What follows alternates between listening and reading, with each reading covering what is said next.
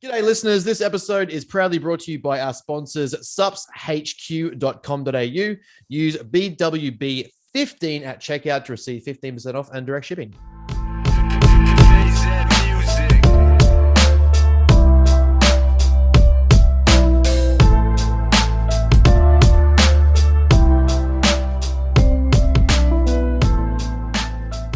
Welcome back, guys and girls, to another episode of Bros with Brains. Here with your host, me, and also Ben from Queensland. What's going on? I'm not a host. I'm just a weekly guy that turns up. Yeah, you're just the guy who's got nothing else to do. It's just like send the link out and see who rocks up. Legit. Just see what happens. I'm here weekly, Yeah. but I'm not actually here. Yeah, it's been going on. Oh, man. Not a lot. We have a very busy time coming up. Yeah. As we all know, in the game that we play, just That is life. that is life. So yeah, we just signed. I don't say signed. We've come to a very positive agreement with one of our clients who runs his own business at the mines. So we're going to be doing like a wellness project with them, basically, where we take on his staff, his staff in education, training, nutrition, and stuff like that. So be diversifying up some of those clients between me and Tommy. So yeah, it's going to be a pretty cool opportunity, I guess you could say, with the intention too that I did say to him, like, if enough get on board, I'll fly out to the site and just do like as much upskill and education as possible. So if they're all basically part of the team, it incentivizes me to help them out. So given they've just had the main site he's on and most of his teams are on is like a fucking fully equipped, like it's basically like when the Rock drives around and has his gym delivered to where he goes. That's the equipment they've got there. They just decked out like Prime and Arsenal in this gym with but no one uses it. So yeah, they just kind of said when you're back and you got a roster where everyone's on site, fucking hit me up and we'll get out there and business expense it and just run some seminars and stuff like that, just some basic info and training knowledge, and start getting them on board in the team. So yeah, shit's gonna start getting real busy, which is good. Always good. Uni's up and running. Got fucking first assignments coming out this week, which is good. So I'm getting crank into that. The typical fucking uni students, the lecturer got hounded about Easter break having an assignment over it, so he extended it by a week. I'm like, look, I'm not mad, but all you cunts are lazy. Yeah. None of you are fucking it's like ethically religious. But thank you. Well, thank you. Yeah, yeah. Fantastic. But I'm going to take my time with this. You guys are legends. Thank you. Yeah. But also, you're fucking lazy as shit. Pull your heads out of your ass, but thank you. Yeah. Nothing about this required. It's like a research analysis piece and basically just deconstructing the research article, and where it could be better in IVs and recognition, blah, blah. I've literally done half of it and I downloaded it last night and I'm like, cunts, like just be better. But anyway, apparently, according to several clients, staff, and people that they talk to, I am on the autism spectrum because I have created my own mandatory glossary list that I recite every night and make sure that I understand terminologies. So when it comes to exam period, I can just repeat them. They've only just realized this. Been telling you for the better part of 5 years? Look. Is this why we're friends? Friends, football friends. Yeah. It's like jumping on the hood of a car.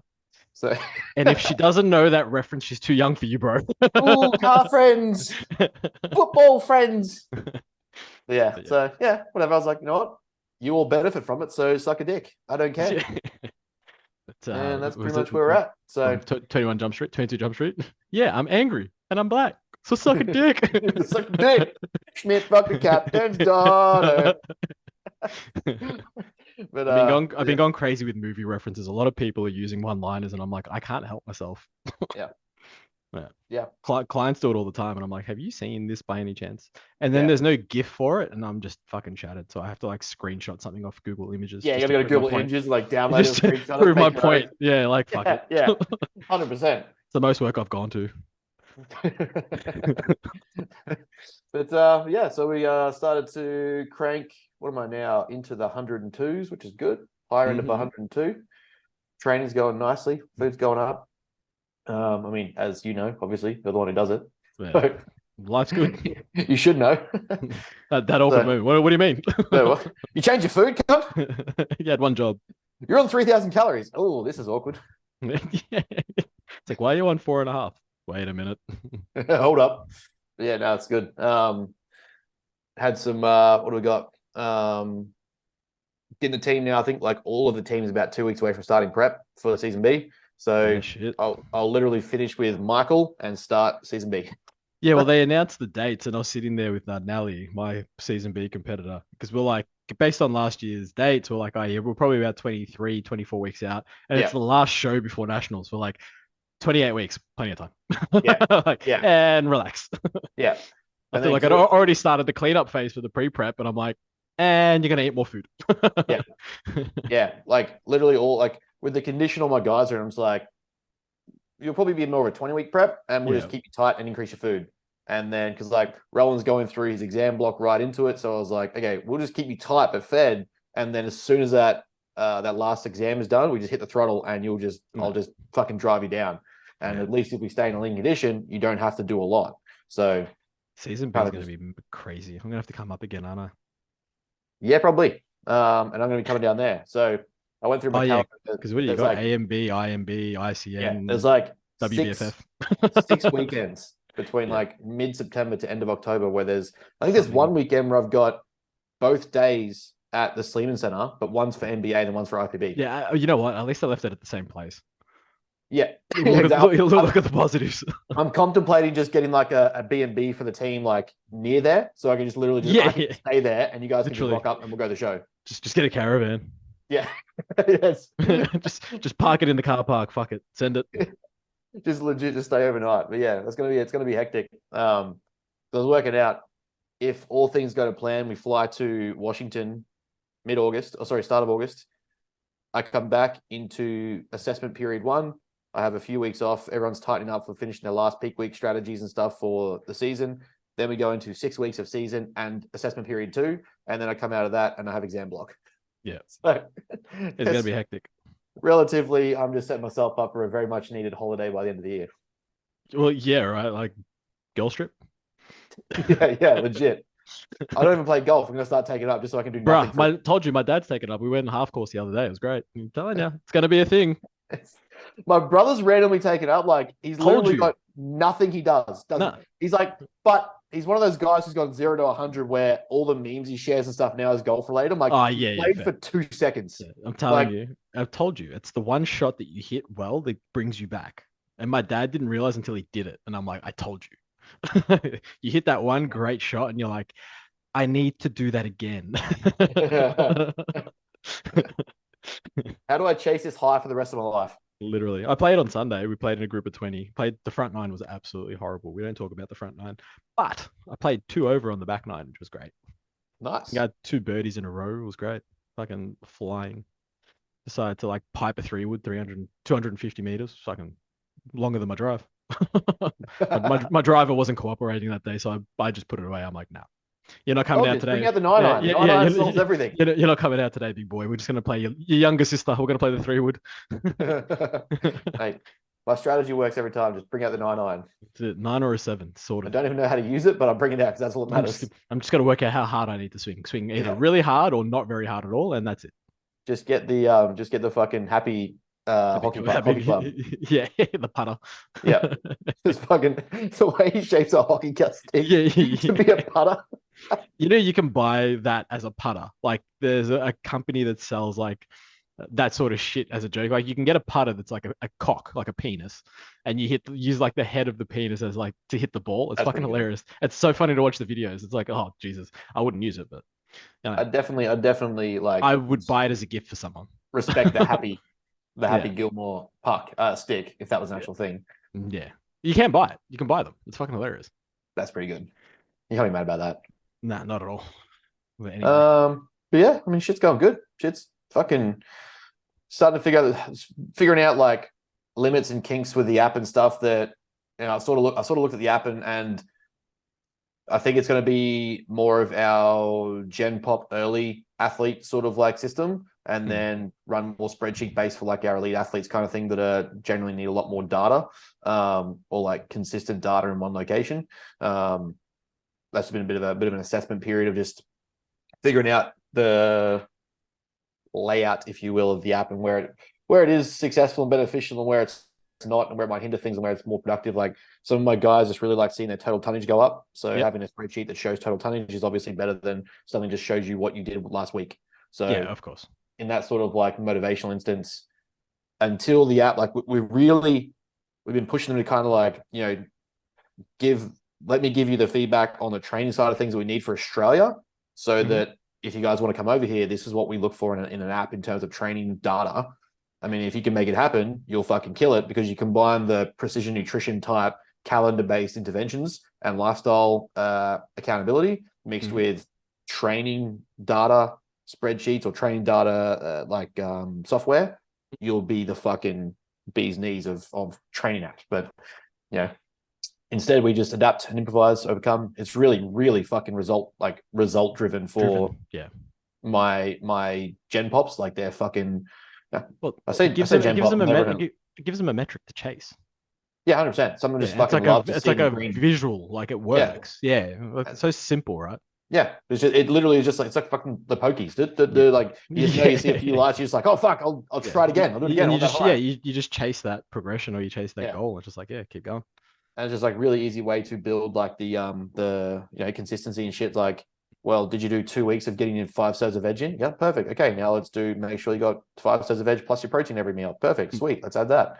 So it just keeps ticking over like that. But for my more elite athletes that want to see the numbers, it's just that little bit more difficult. So rather than stress about it, I'm just going to have like a hybrid option, right? Like, here's your training spreadsheet if you want that, but here's the app for your personal data. Or here's a personal spreadsheet I do for data and metric tracking, and here's just a training app. So, bit of this and that for everyone, and just mix it up and just obviously apply the best tool for the clients. Yeah, I mean, like I said, the easiest way if you can make it simple enough for your client to follow, you've done your job, because that's the whole point, right? It's adherence from your client standpoint. So it's like, hey, if you create, it doesn't have to make sense to anyone else but you and your client. Yeah, if they can read it, understand it, and chase it or go for it and gives them something, then you are winning as a coach. I had one of my girls, she messaged me, she's like, oh, I found this problem with the app. I was like, yeah, tell me, like we're still in the feedback phase, so by all means, like hit me. And she's like, oh, if I because I'll do like, some of them have got doing just like DUP and stuff like across the week, they'll do the same exercise, just different rep ranges. Yeah, yep. And she's like, oh, if I do the same exercise in the same week, it changes it from the week session before. Like it doesn't actually go back. Yeah. I was like, oh, that's fucking weird. It shouldn't do that. Anyway, she sends me a screenshot. It was leg extensions, single leg extensions. There were 2 different exercises. And I was like, oh. Sweetie, you had one job. I was like, job. Honey. Yeah, honey. Honey. What's that like movie? midway through the training session, I'm like, oh, I've got to fix this, right? Remember to write that down. Because it was a face-to-face session. I'm like, all right, I'll take notes. All right. Yeah. And fucking, I was like, God damn it. Darling, you had one job. Yeah, one job. One fucking job. It's okay. We deal with these things. But yes. Yeah, so I've got like no training to report because I'm on deload week. It's great. I had a fucking sick week of training. I've had a fucking great week of training. I had a really good pump session on Saturday because it was like the last session for deload, because I get my check-ins on a Friday, but my last session for the block is on the Saturday. So I was like, well, I'll do a pump session on the Saturday, and I looked huge. I'm like, mate, this is great. Can we stop now? Goal achieved. I can quit training now, right? Yeah, like I'm literally at the same weight that I was end of last cut. So the last 2 cuts that I've done, I've been this weight, the exact same weight. I'm like 93, between 93 and 94. And like I'm way leaner at this weight now, and obviously much bigger than I was. And I'm kind of like, time to grow now. Yeah. And he's like, like, we're going to go back to like the 10-2 split. I'm like, oh, cut. 10-2 split. Yeah, bro. 10 days, fucking hard dieting, 2-day refeeds. Young Ewan will be listening to this, appreciating that. Oh, I love it. I love the pain. Fucking bring it. But I'm just kind of like, come on, man. I just want to grow. It's got nothing to do with the cut. Like, it's got nothing to do with the cut. Like, I don't mind. Cutting doesn't bother. Like, cutting doesn't bother me. I'm like, whatever. But it's just taking away time from the fun stuff. Yeah. Like, let me go. I'm a peacock. You gotta let me fly. You gotta let me fly. You don't need desk pop yet. Yeah. They're like literally like I'm just hanging to fucking go ham. But I mean, there'll be a maintenance phase post this anyway first. So anyway, the good old solidification period. yeah, solidify what's been happening and go from there. But I mean, like I posted that leg photo the other day, and everyone's like, "What the fuck?" And I'm like, "Yeah, I'm still fat. I'm still fat apparently." Yeah, I've fair. just got veins coming out of everywhere. You're just picking your leanest parts, cunt. Not even. I got fucking veins coming across my abs. Nice. I got fucking veins coming out everywhere. It's just like right. I mean, I've always been vascular. Don't get me wrong, but yeah, when they start popping out of places like the hip and fucking across the abs and across the pecs, not just the shoulder, like the actual pec, you're like, Yeah. yeah, okay, you're getting lean. I'm like, yeah, bro, I'm not lying. We stop now. Feed me, fatten me up. I'm kind of like, and like I know he wants me to shave, and I'm like, I can't. I actually can't be fucked, to be honest. I can't be bothered. It's gone that long now. It's that thick. It's like, We'll yeah, I razors. cannot be bothered getting the trimmers, going through it, getting the. I It'd be can't like- be bothered. It'd be like, so last week after we talked, I went up and fucking helped mum with some yard work on the property. And basically her fucking chainsaw was broken. So I was using a hedge trimmer to just like hack an angle through tree branches. And I was Yeah. like, it was way harder. And essentially just kept getting jammed. And that is the equivalent of you trying to shave yourself with Yeah, electric. and I would need a fucking hacksaw. That's Give me a fucking chainsaw, bro. not even wouldn't get the get job dingleberries done. on the arse. Yeah, it'd be like the scary movie where it pulls down the underwear and just gets the it'd be like that, man. Fucking Oh, what a movie. Do you reckon that could uh, be a scary movie nowadays? I don't reckon I it don't could. know. I don't know. I saw Scream 6. That was pretty good. You went and seen Scream. Yeah. Scream 6 was good. 5 and 6 were good. How many times they can a stuffed white up with girl 3 and fall 4. over and get stabbed? Nah. You obviously don't watch Scream. The first one, really good movie. Second one, you're like, okay. 3 and 4, kill yourself. 5, they bring it back, and you're like, oh, 5's okay. You're like, okay, 5 is this is a good old school like slasher, like Scream 1. You're like, okay, cool. And then they finish it really nicely with Scream 6. You're like, okay, this is good. Leave it there. Don't make any more, but leave it there. But they've It made was 6, good. so you know they won't. No, yeah, I know, but it was good. I'm telling you, it was good. Yeah, It's the but sheer you- stupidity of every decision in a screamer like that, where you just like, Yeah, but sorry, no, the slasher where it's like, yeah, but it's not like that though. It's actually really well done. yeah. It's almost like fourth wall type stuff as well, like the way that they do it. It's really, really good.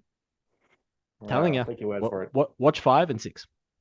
All right, I'll be You sure can to skip. skip You the can rest skip. of them. You can skip 2, 3, and 4. There's no premise building here whatsoever. Is it Nah, related I mean, to each other? if you've seen one, you've seen all the characters that are going to be in 5 and 6. Well, Oh, some of really? the characters in 5, yeah, a couple of them. So it's like, They use a couple of the old characters, the ones that were still alive from 1, well, 1, Yeah, 2, right. and 3, I guess. But yeah, in 5 and 6, well, in 5, and then a couple die, and then in 6. okay, all right. Worth it. Trust me. I found it funny the meme I shared today in my story. And it was like Gen Zers will never understand why millennials turn away from these trucks and drive around them. And it was like Yeah, the tree Final line trucks. Final And I was like, Destination.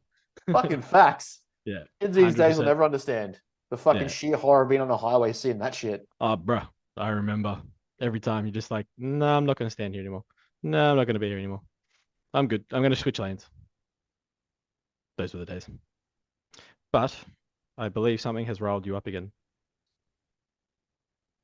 Good sir. Nothing riles me up. I'm never riled up. Shut up. No. I don't say it's riled me up. It's just an interesting thing that I noticed. Like, so to put it into I guess a premise again, never the person, always the idea. If you go through like your business, you go through a rebrand or you go through like a rebranch of things, and I don't know, I guess perhaps trying to reestablish yourself as someone more of an evidence-based coach, perhaps, or like, I'm trying to put out informational content, all that jazz. Very good. But when you start to speak with like authority, and you start trying to use articulate language and a lot of big words, and you start to get to a point where like you're wrong, but you say it with like certainty, or you're like, you start putting out content, but it's just wrong. And the main point you're trying to take away, the main thing you're trying to talk about ends up being wrong. And so you start trying to come up, like, it almost undermines your authority, or even the intelligence you try to create, where you're trying to really push this idea that you're now a evidence-based coach, or you're this type of coach, or just give yourself that. I know like the informative content's really starting to grow for people, and like after seeing like your Hermosies and that do it, and people are really trying to get behind it, especially when they're like, coaches and stuff put out content like Michael, what's his name, like Wicked, this sort of shit. It's great, provided you haven't gone from being like a full-blown bro with no idea, and then you're trying to turn it around, but also you're still wrong. Yeah, like if you're going to be a bro and you want to educate yourself, that's good. Yes, that's good. But don't pretend to talk with authority and think that Yes. what you're saying is true when you actually haven't, in fact, learned anything new. Yes. Yes. And even if, like, at best of times, then when it becomes like pure regurgitation and the regurgitation is still wrong, or you can't comprehend it in a way that you can understand. And like, obviously, I'm not saying that I understand everything. I'm never ever going to say that. But when it's at a point where, you're just regurgitating a topic, you haven't actually studied or learned it. You're just going, oh, this person said this, so that must be what it is. I'm going to say that, or I'm going to reiterate this. And then you either get that wrong, or you don't understand the premise of what you're talking about, so that it stops there and it's just a shallow surface like explanation. And you can see that you haven't got to the depth of explaining it further, which if you are really trying to keep it simple, great. If you're just like, look, this is what this does and this is why it does it, cool, easy enough. But when you start trying to like talk on authority in a deep level of complex information, and then you can't go beyond that, or you can just tell where you've heard it from someone else and the information stops, to me, it's just like you start to create a disingenuous business or presentation of self. Like you're trying to create something that you're not yet. I'll say yet, because obviously the intent is to be better, and it's great if you're trying to be better. Yeah. Like, it's not like you're saying it with ill intent, but it's kind of like, hey, you are potentially causing real harm here. Yeah, like it falls on you to make sure what you're saying is true. And if it's going beyond what you know, well, then double back and make sure it's right. Don't just, and this is again where we talk about with evidence and research is like, are you validating what you're saying? Are you going back and critiquing what you're saying? Are you critiquing what you're putting out? Are you, it doesn't have to be perfect, but I mean, if you're going to assume authority and start being like, yep, this is this, and this is what this means, and you're just assuming that, I guess like your social status or your social following is the reason that you get to say it, like, oh, no one will challenge me or whatever, or this is why it's easy for me to say, blah, blah. But yeah, you kind of get to a point where if you don't know, it comes across very clearly when your level of knowledge stops. Yeah. But then obviously they keep talking. And to me, that actually just creates more of a, like, I would say a discredit to your business, because you're going to come across less authentic because you're clearly lying. Yeah, it's a funny thing. It's always like, this is like the talking with authority, like whole topic discussion. Like for me, like when Huberman starts to talk and you're just like, that ain't it. Like, Yeah. but again, most people won't know that. Yes. And he's got such a big following. He's a Stanford, whatever he is, professor. Stanford professor. Like, I don't know. Like, apparently university professors are really smart. I don't think people realize that they're not that smart. A lot of them, they're really old school. And it's like, well, talking with authority and then having a nice little fucking diagram or graph to back it up, makes it sound like that you know what you're talking about. And it's kind of like, yeah, it's not it. But there's only a select few that can turn around and be like, hey, that's not right. Yes. And that's the problem. And that's the same thing with like these bros that, they know that their shit's wrong, or they know what their old philosophies and methodologies were probably a little outdated. And they're like, okay, well, we can, try and change that. And they feel like they're trying to change that. But at the same time, it's the same shit regurgitated in a different way. And you're like, yeah, you just tried to polish a piece of shit and it didn't work. Yeah. Like, you need to physically change it. Like, and then it kind of gets to that point where you're like, if I challenge someone, or if I put feedback on a post or engage in the content, it's never like, hey, you're a fucking idiot, fuck you, you're a piece of shit. It's more like, oh, this is where you're wrong, or perhaps this is what you you missed, or perhaps like, what do you think, but you're not considering this. They're like, I look at them as though like, okay, if you're genuinely trying to get better or improve or educate or learn, you'd be open to that conversation. If I can see that me putting that would cause problems, I know for a fact that you're not the type of person who's wanting to actually get better.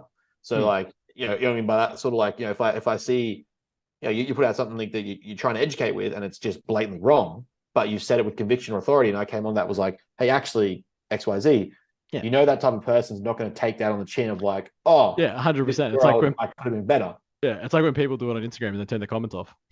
Yeah, exactly right. Yeah. And it's like you're not actually like of the education mindset if that's how you're going to act. But I can see that that's what will happen. Yeah. But like if you're trying to put out education, then you should always also be open to being educated. Yeah, and like, don't get me wrong, there are going to be people that will ask questions that are really rudimentary and they could almost like Google search it themselves. Which is Yeah. kind of like, hey, like I can understand why some people like especially those with a big following, and they don't answer questions, and a lot of them where they're just like real dicks and they're just like, just go look for it. You know what I mean? Because I used to be Yeah. really opposed to that, where it's like, if you put something up, make sure you have the reference, right? But a Yeah. lot of people now, obviously, they're posting and they've got the references in the post. So it's like, Yeah. hey, I've told you the info and here's where I got it from. Go look at it yourself. And people will Yeah. still ask the questions, and it's kind of like, go fucking read the reference, man. Like, don't ask me the question. So it's like, I get that, because I have people that do that as well, and I'm kind of like, how do I teach you to do this yourself? Go to Google, type it in, start reading. You'll figure it out. And then once you've read it, ask me questions. Like when you don't understand something from what you've read, but you haven't read it. So yeah, no shit, you don't understand it. Give yourself half a chance. Yes. But then you do have those that will ask genuinely good questions. And it's like, okay, like they're thought provoking, they're interesting, like they're not attacking, they're they're there for discussion. And a lot of people will close their comments section down because they don't want to come across that they're wrong. And it's like, well, you're not necessarily right or wrong, even if you leave the post up. It's just that, hey, you've given yourself the ability to learn. Yes, exactly. And you've shown that you are indeed human.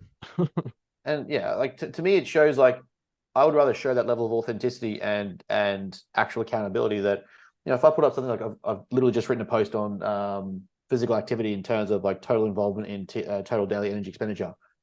I'm gonna record a piece on that. Now, if I came up and was like, look, with physical activity and output is about 20 to 30% of our general total energy expenditure across the day. It's actually not that big.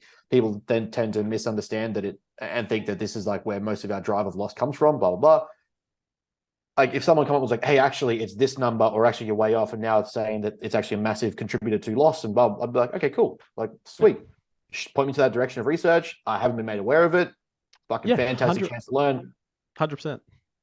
Based on previous knowledge, this is what I had. So if you've got something new, show me. But if you just come up to me and like, no, that's wrong, I'd be like, well. And we know that the science is always evolving, but there are a lot of fields in science that haven't evolved for a long time.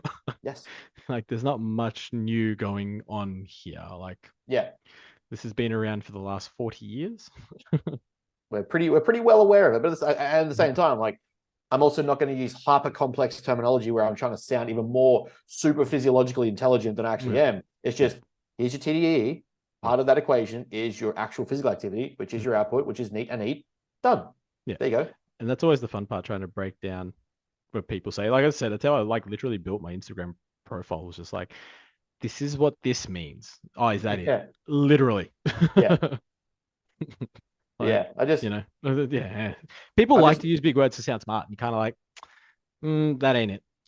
yeah. And that's the part that gets me. Because then like you also, the thing too is like, to me, if I were to start creating this polarizing fake figure on social media as to like, trying to over complex things and make things a lot more complicated than they need to be, and talking in these big words about how I do these crazy periodizations of programming and training, and I get like clients and I don't do that, then it takes one client to go, well, actually I was with you and that isn't what happened. Or like, you're full of shit. Or that's, you say a bunch of words, but you didn't actually know what you're talking about. Or when I asked you this question, you didn't have an answer.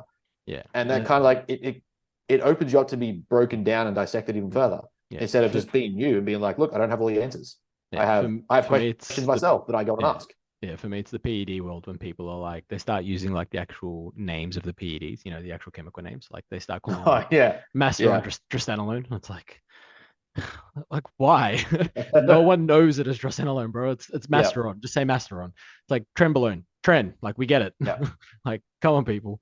Like DHT, dehydrotestosterone. Like bro, just say DHT. 19 nor testosterone. 19 nor Tren. We get it. If I heard someone say dehydrogenated testosterone, I'd be like, just like we get it. You're trying to sound fucking smart, but we know what they all are. Yeah. Yeah, like that's where like I guess like even another point from that is like speaking to your audience. Does your audience sit there and go, God, I hope my coach uses the chemical structure name of DHT? God, I hope he talks about 19 nor testosterone. Like, I can't wait for him to use the word derivative. Like, Yeah, yeah, like, are bro, these like, are these actual concerns that your client audience has? yeah, well, they don't. I would be very shocked or hard pressed to see a client be like, "Can you use the real names of things?"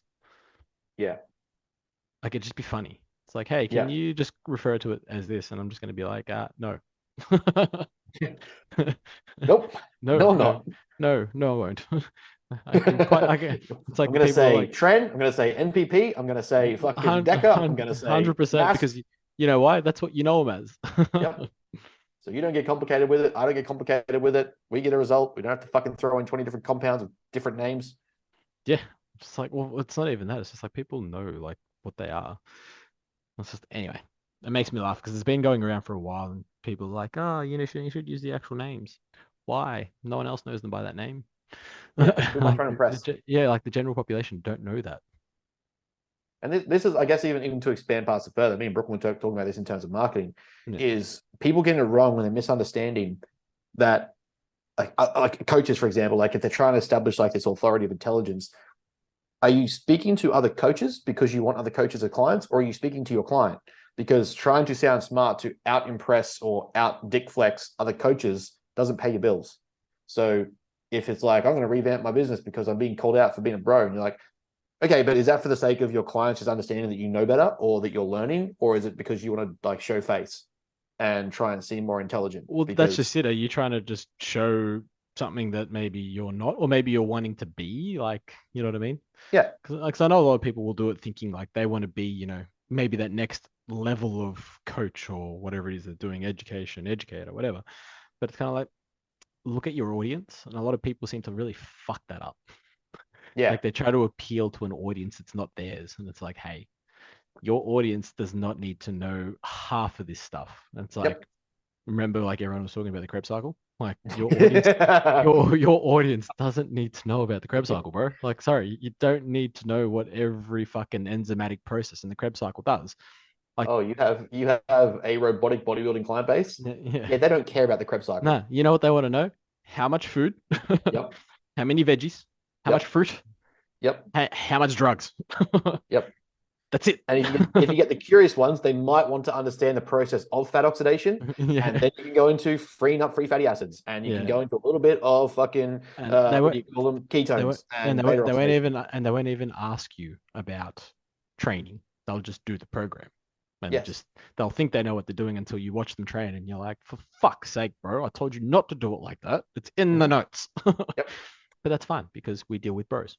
yes, and that's literally like, yeah, the the part that people seem to mix up is like, you know, if you're at terms with like, I want to put out educational content because I just like free stuff being out there, that's me. I also reiterate and redirect some of my content to the specific people I'm trying to talk to, which is more elite people that want to get shit done and execute, whether they are new to being a bodybuilder or they want to be a seasonal bodybuilder. Yeah.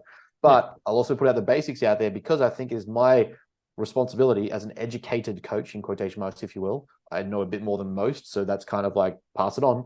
Yeah. That someone lands on my page and can take shit away for free. That is the premise of why I put out some free stuff that's like, pre-recorded or whiteboard content now. It's just like, you can just take this away and learn it. It doesn't make me a genius, but it's simple enough to me that I can give it to you for free. But other content, I will speak to specifically the people I'm trying to work with that I think is that we're working towards or suited to. And it's like, I don't need to sound over polarizing or complicated or use complex language, try and use super catchy terminologies like, overcomplicating water loadings and shit like that. Like, one of my girls was like, "Oh, I'm really not looking forward to the water load in our prep." And I was like, "What water load in prep?"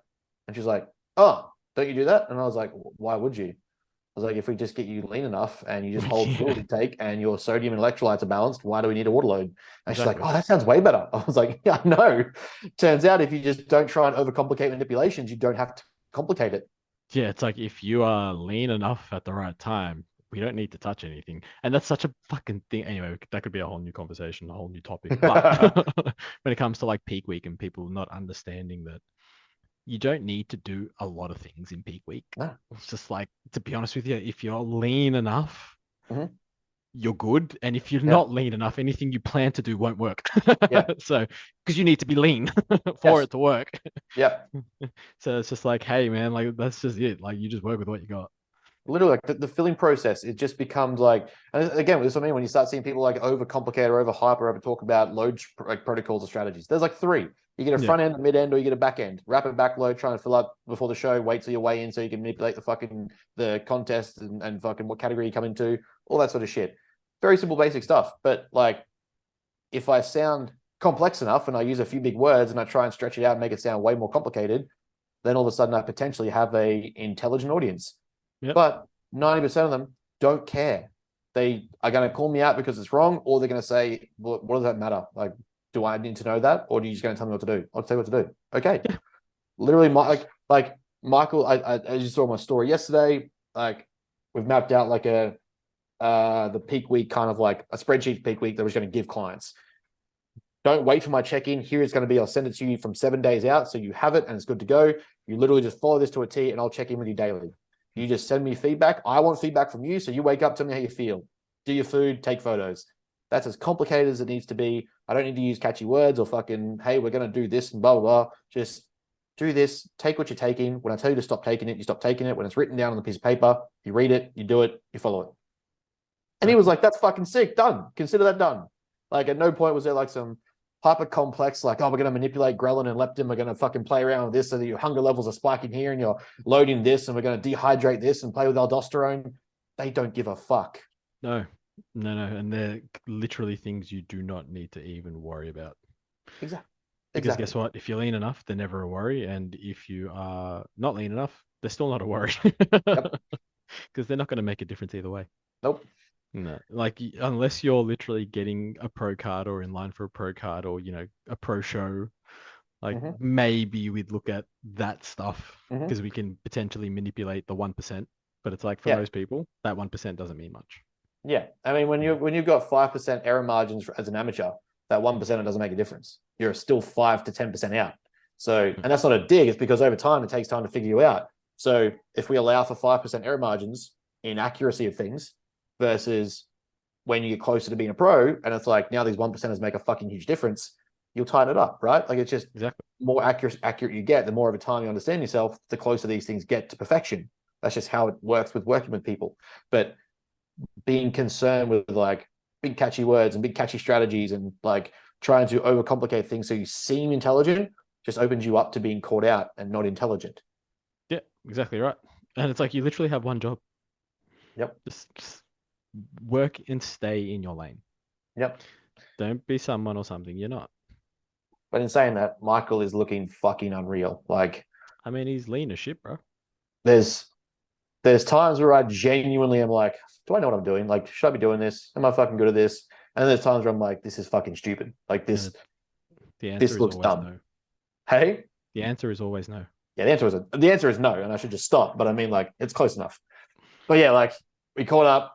We manipulated another carb day or carb strategy last week that started, I think, the day of our last episode. And by the Sunday, he just rocked up and it was like, bruh, what do you even do with that? And his his fullness and his vascularity just got better as he posed. And I was like, brilliant. He's got so four divisions like a pump up. Yeah, exactly right. So we did a light pump up, like drop sets, run the racks, just like what would be available at the venue. But then we found like the more he was holding poses and we're dragging the top frames of posing, which is what we did with you.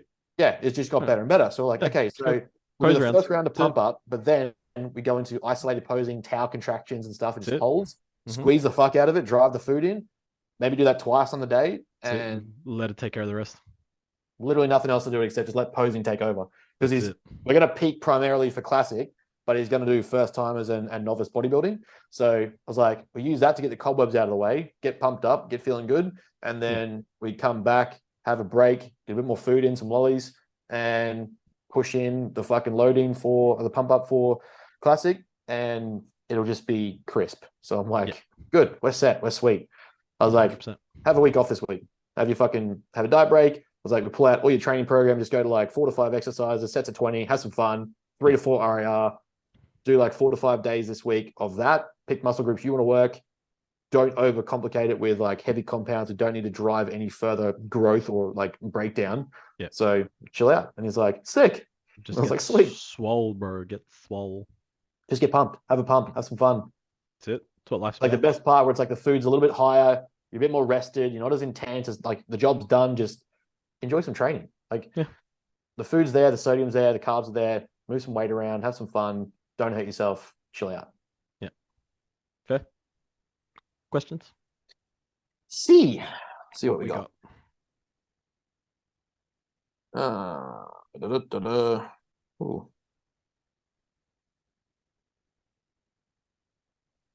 Hang on, I do have some questions here. Let's go. There we go. Alrighty. Can making your food more palatable in a deficit be detrimental? Yes. Yes, it can be.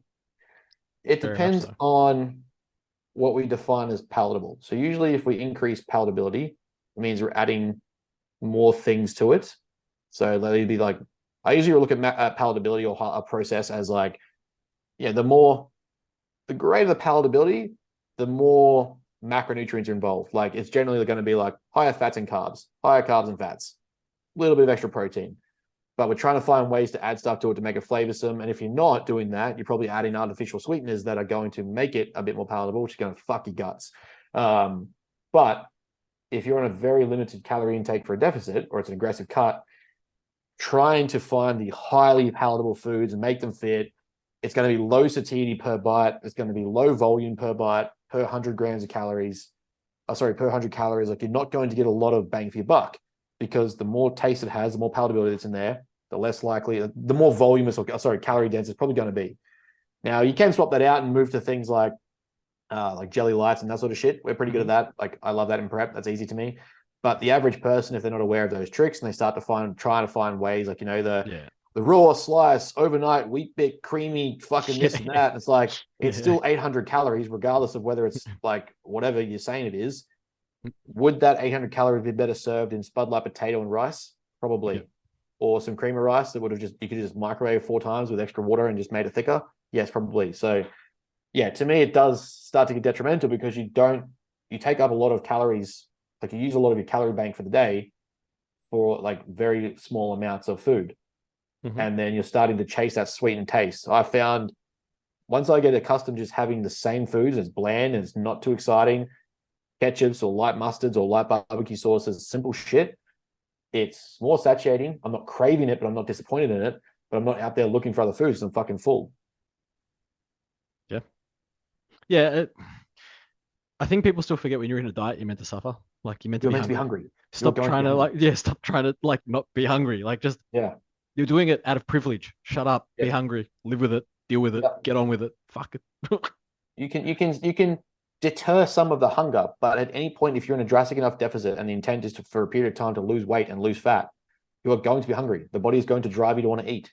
So yeah, trying to curb that by fitting in donuts when you've only got 2,000 calories, to me just doesn't fit. Spending 20% of my calorie intake on like one item is just, to me, fucking stupid. Yeah. No, I agree. What we got? Would you rather travel the world for free but have to go with a massive group constantly, or pay and go alone? Go alone. Yeah. Fucking go alone. Go alone all day, every day. Is that like we've talked about it before. I'm not someone that can do what everyone else is doing on a trip. I would need to be with 1 or 2 people that have similar interests. Otherwise, I'm not doing it. Yeah, and that's the hard part. Like you'd rather do it alone if you're with people that don't share a common theme or thought. Yeah. It'd just be like, I mean, the funny thing is it could be interesting, but you'd want to play the percentages, and the percentages are probably not going to work in your favor. Exactly. So yeah, that to me, I'm like, I'd rather just go pay for where I want to go and see what I want to see and go alone. For both, what does your life look like in 5 years from now? Fucking there'll be a black couch back here. There'll be a camera set up. Yeah, and mine will be the same on a golf course. Black couch and the camera set up. 100%. Live action in the scenario. Step into my office. There's no walls here. Don't worry about that. No, people can see, and they'll see eventually anyway. Exactly right. On OnlyFans, what? 5 years from now, I will have finished my degree. Banner will be an international powerhouse. We will have several coaches working under us. And we'll be traveling with bros to do conferences. Yeah. I mean, to be honest with you, it's a funny one. I get caught in between like wanting to expand and do things. And then I'm like, I'm quite content doing what I do. Quite content working with just clients and getting them results and, you know, Mhm. educating where I need to educate. And then people are like, Mhm. why don't you do this and do that? And I'm like, because that involves a lot of effort, and it's a lot of effort I don't want to put in. And I could be playing golf. Kind of. I'm kind of like, so we'll see. Like, I'd never say never, but you know, I always have ideas. It's just whether I have the capabilities and the effort levels to do them. Um, it's funny because I did a podcast the other week and like, oh, you know, why don't you release a course on not so much nutrition, but like metabolism and all things to do with metabolism? I'm like, because I can't be bothered. Like, I really can't be bothered. And they're like, just get someone else to do it. I'm like, yeah, but I have to write the content. Yeah, yeah, And that's what I can't be bothered doing. Of course, yeah. I'd get someone else to do the shit. I wouldn't do that. Fuck that. I kill myself. You serious? I'm talking about Could sitting be there. in front of the camera. I'm talking about sitting there and writing content. Like I cannot be bothered, like at all. Like fuck. But anyway, I don't know. We'll see. I think as long as I'm still working with clients, getting results, I'll be a happy man. Yeah, that's fair. Been able to train, been able to go play golf and do what I want to do. That's For me, fair. it's like as long as I have the ability to like jump on a plane whenever I want and go somewhere, then I'm good. Mhm. That's how I look at it. That's fair. Yes. Fuck, marry, kill. Saddam, Stalin, Hitler. Marry them all. Bokun Olados. Just gangbang or um I'm probably gonna kill Hitler Mhm. because the Germans. Mhm. Probably gonna bang Saddam. Mhm. And I guess I'm gonna have to marry Stalin. I feel like Mhm. he was the more interesting one out of the group. Yeah, the schizophrenia and paranoia would really start to be fun to play with. Yeah. I feel like he Probably just gonna end up in the had gulag at some point, but you know, we cross that bridge when it yeah, happens. I just yeah, feel like he had a more interesting life. He's gonna live a longer life than the others. Yeah, like I feel like yeah, like you know, he had some shit going on. Like it's interesting. See, Saddam, I'd just like to hear the true backstory. Like, just how much was America involved in your ascension to power? What are they? What Yeah, roles did they play? what didn't they give you? Yeah. What did we hear on the news that actually happened? Yeah. Best advice for new business owners, coaches, as in new Yeah. coaches that are starting business. Honestly, starting out and starting a business, make sure you have capital. Like Mhm. you you need to have funds as much as like we hate to sort of, you know, say, hey, you know, it's all about, you know, servicing your clients and all that sort of stuff, which of course it is.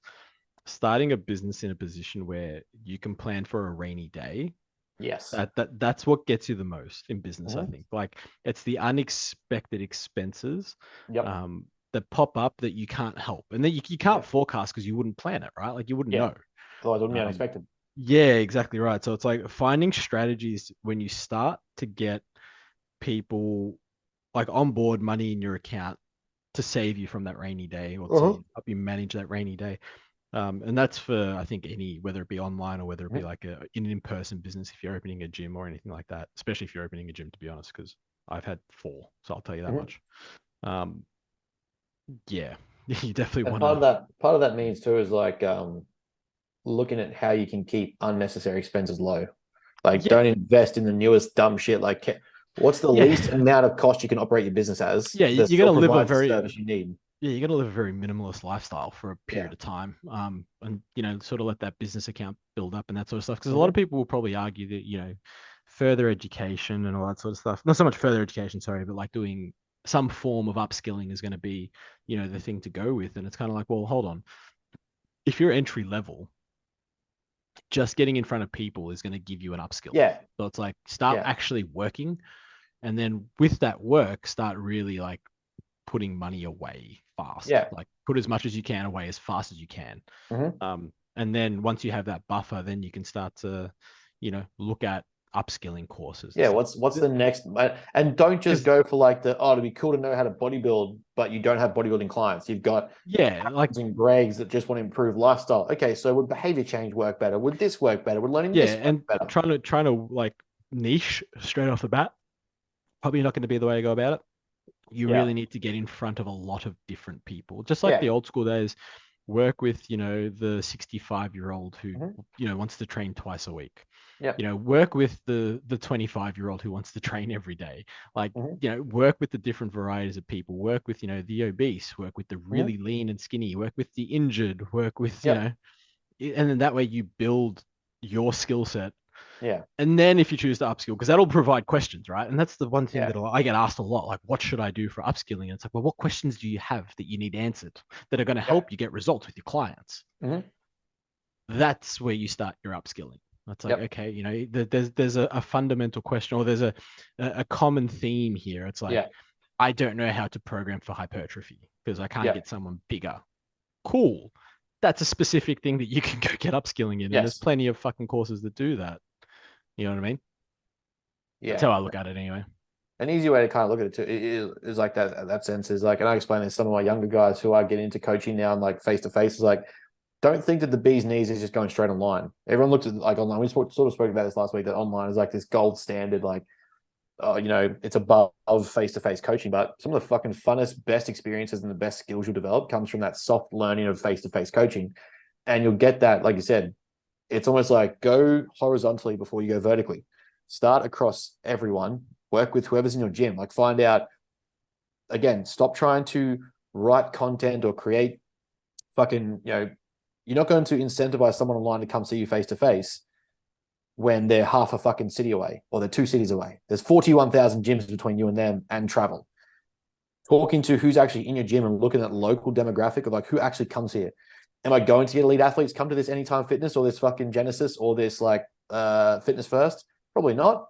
But who is coming through? There is a lot of mums and a lot of dads that are like just spending that hour by themselves in a training session, and they ask me questions about how to eat a little bit better, get some more nutrition in, or get some better protein in, and feel like they've trained a muscle group. Yeah. Okay, cool. So work across that, and then from there go, do I need to specify more specifically? Well, what's the problems that they're struggling to overcome? That. Okay, cool. Well, across this population, you're going to start to ask yourself questions. And I call this like it's a very funneling method. You use curiosity, as in you work across the board to investigate your interests, because then you'll start to see who you like to work with. Then from your interests, you'll be able to explore your passions, because that now tells you who you enjoy working with and what you get excited about. And from that passion, you start to see, what is the purpose of my business? Yeah. And who would have thought that a step-by-step logical process would work? That'd be stupid. Sounds dangerous. 100%. Who's to blame for this? You. Should a coach be expected to always get it right? No. I wish. I wish. mean, I wish I could get it always right. It's bad. It's like, we'll get what right, I guess. It's like, you know what I mean? It's like, there's so much variance in people. It's like, we have to, I mean, a good coach, I'll preface this, will develop a pathway or a framework for each individual. So it's like each person is treated differently. The framework fundamentals may be the same, but the way that they're applied to each client is different, because again, everyone is fucking different. If that's the case, how do you expect to get it exactly right if you've never done it before, because they've never had you as a client before? That makes no sense. Like trying something new doesn't mean you're going to get it right the first time. Now, the more experience that you get and the better you get with your frameworks and creating your own strategies, the probably more efficient and the less room for error there becomes, which is obviously ideal. But it's not to say that you still don't fuck it up. And we see that at like the elite level of every sport on the planet. 100%. That fuck ups still happen. Yep. Like, that's just life. Like, you'll get over it.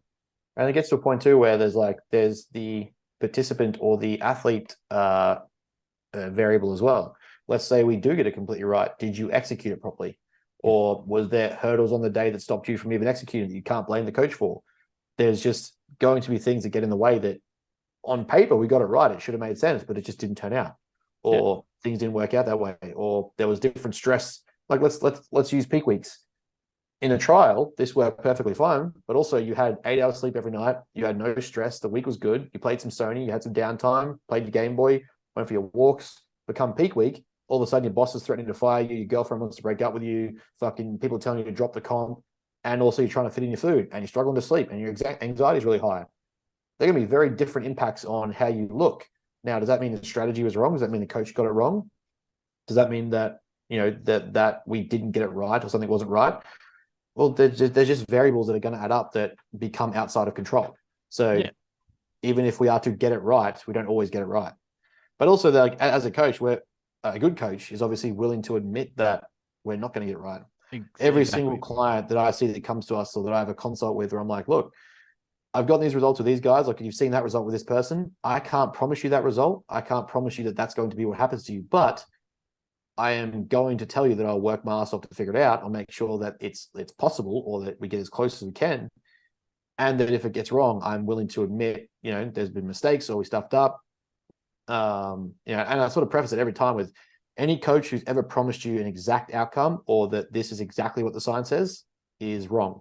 Because there is no way that we can promise you those things and ethically achieve it, because there is just no way to do it. And that's the thing, right? It's like, there's no exact. That doesn't exist. Like, perfect doesn't exist, right? So it's like, well, how do you expect a perfect result when like perfection is something that you strive for but never achieve? It's really funny, right? But anyway. And that's kind of like, I guess, the premise of, so I don't like coach hopping. And that's not because I need all my clients to stay with me. No, if you're a long-term athlete, like you plan to go pro, or you want to do this for a long time, it doesn't matter what coach you go to. There's going to take time to build up knowledge on your body. And I don't owe the next coach your data. So me going like, oh, here's your next guy, like, here, take this info. Best of luck. That's not how that works. So even if I did certain things, that coach might not agree with it and have their own ways and try to build on that data. So there's no way that every single coach, just because you've hopped, just go, oh, he's going to figure me out faster, or he'll know me better. No, it's definitely not how it works. Exactly. And then, let's say there is the perfect coach that has all the systems worked out and know how to handle you perfectly. There's only so many of those that can possibly exist to handle so many clients. So, like, there's going to be points in time where we go to other coaches to start figuring things out, because there's just only so many coaches and so many people. Yeah, exactly right. And any good coach realistically is not going, hey, I can handle 200 to 300 clients, because that just becomes fucking stupid. You're like, how can I operate my effective systems at the level of client capacity that I have before that system decreases in quality? That is your inverted U zone of optimal operation, where it's like, I can work with this number and my quality of client does not decrease, or my quality of work does not decrease. As soon as I go over that, I notice I back off. All right. Exactly. So if that's the case, that guy might only have 50 spots or 60 spots or 30 spots. Likelihood that you're going to be one of those spots is pretty fucking low. Yeah, 100%. And people don't want to hear that. People don't want to know that. And just because, let's say, myself, being a newer coach, if you will, though I've been in and around the industry for like 7 years, does that mean because someone has more clients than me that they're a better coach? Or if I have more clients than someone else, that mean they're not a good coach? Nope. It just means that they are building up clients. Yeah, literally. That's all it is. Anyway, that's all the questions. Well, that is a nice way to leave it. Yeah. Good ramble. Good questions. We always appreciate the fun, insightful questions. Yeah. I was going to actually before we go, is everyone listening, because we actually had some reshares this week, which is good. We got tagged in some reshares, which is cool. If you guys have any interesting ways to spruce up the question box or spruce up questions or get you guys more involved, please message us, let us know. DM Ben. See, make it more exciting to listen to or do more things. Should bring much porn while we're talking. I don't know. You tell us. Bring back the card games. Oh yeah, I forgot we did that. I forgot that was the thing we did. That's good. Yeah, I got no. We have to. I've got Cards Against Humanity in front of me. We can play that. Does you know that oh fuck, what was it on How I Met Your Mother when Sandy just reads the fucking newspaper on screen? 100%. Just reads the morning news at like 3 a.m.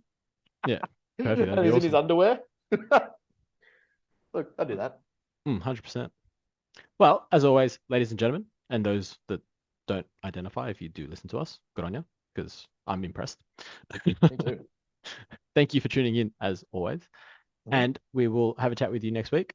Have a safe weekend, and goodbye. See you guys.